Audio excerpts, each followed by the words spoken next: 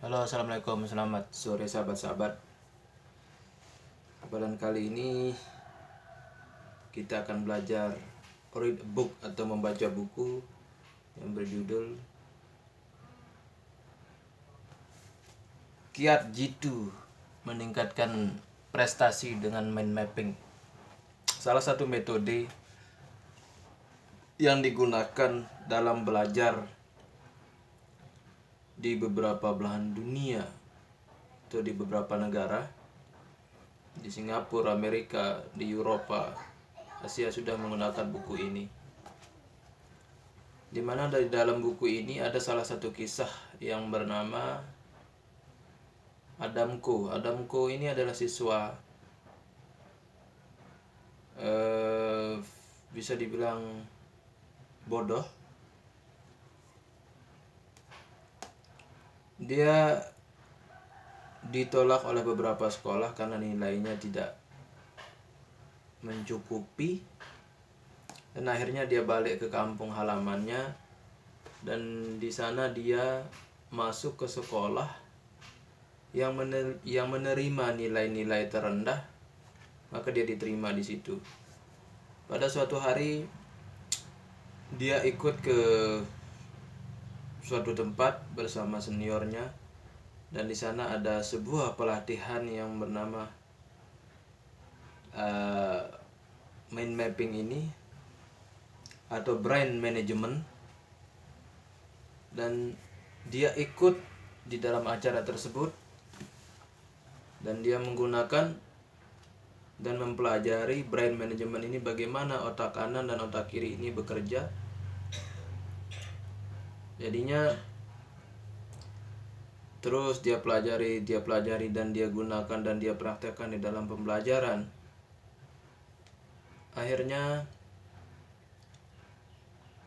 dengan menggunakan metode mind mapping ini, dia menjadi siswa terpintar dan nilainya paling bagus di antara teman-temannya yang lain. Karena dia menggunakan metode belajarnya itu mind mapping atau brain management. Bagaimana otak kanan dan otak kiri ini disatukan akan menghasilkan wow, amazing. Begitu sahabat-sahabat. Dan di beberapa negara sudah menggunakan mind mapping ini sahabat-sahabat. Mind mapping itu artinya peta pikiran sahabat-sahabat. Bagaimana ini cabang, contohnya ini cabang, dan ini pohon, dan ini cabangnya, dan cabang ini mempunyai beberapa cabang dan ada ranting-rantingnya sahabat-sahabat.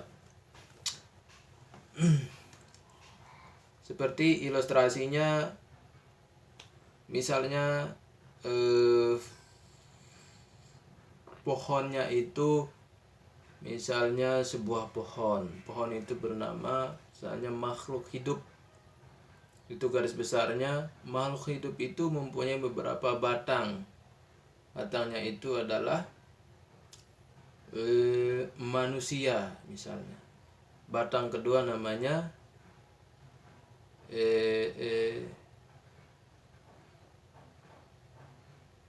tumbuhan. Batang ketiga namanya hewan, kurang lebih seperti itu. Dan masing-masing batang itu mempunyai ranting. Nah, ranting ini tidak terhingga banyaknya, dan prakteknya ada di dalam buku ini, yaitu Kiat Jitu Meningkatkan Prestasi dengan Mind Mapping. Mind Mapping itu sendiri artinya peta pikiran.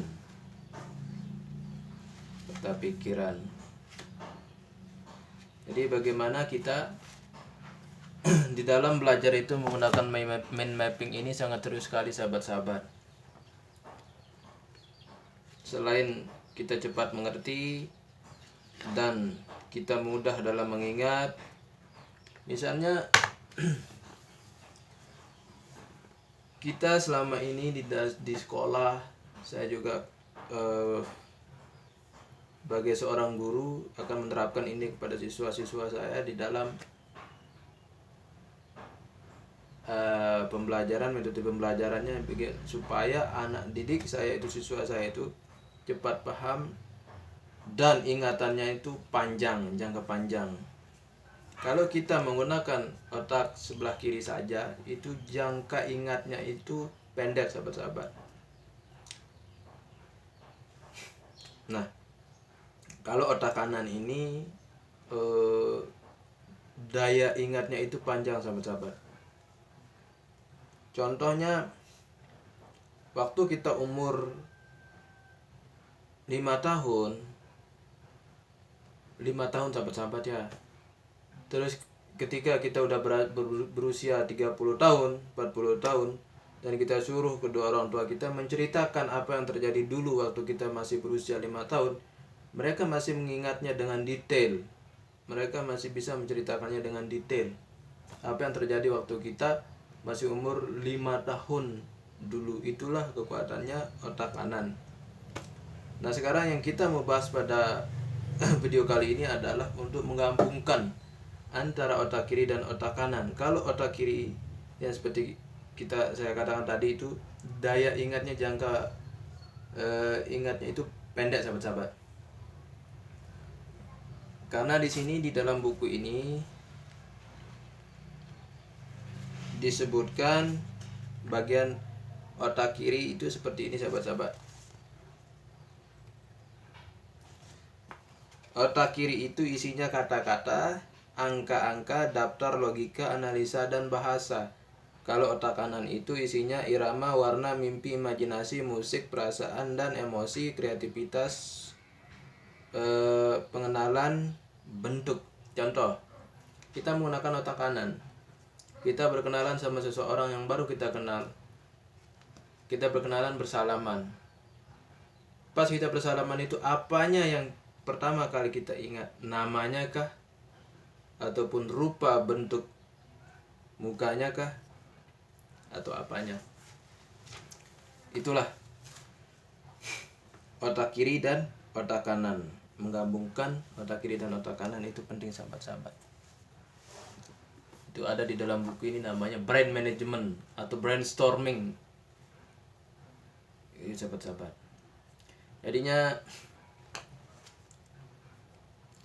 ketika kita belajar,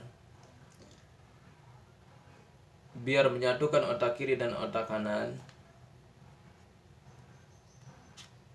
itu melalui kreativitas. Menggunakan kedua belah otak.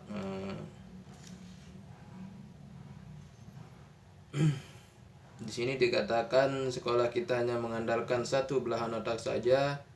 Anak didik dipaksa untuk menghafal pelajaran yang notabene di wilayah otak kiri. Itulah sebabnya daya hafal anak-anak tersebut sangat pendek. Sahabat-sahabat, sekarang belajar mati-matian, 1 minggu lagi mereka hafal sudah hilang, bahkan tak berbekas. Itu, sahabat-sahabat.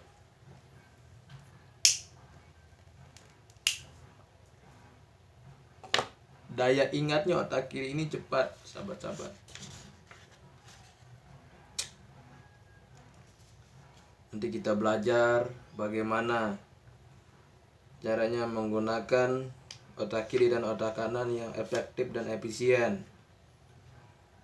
Kebanyakan kita menggunakan kata tanya, apa yang akan dipelajari, bukan bagaimana Anda mempelajarinya. Kebanyakan begitu. Apa yang dipelajari, apa yang digunakan, bukan how to know. How to know, bagaimana Anda mempelajari, bagaimana caranya. How to be success, how to be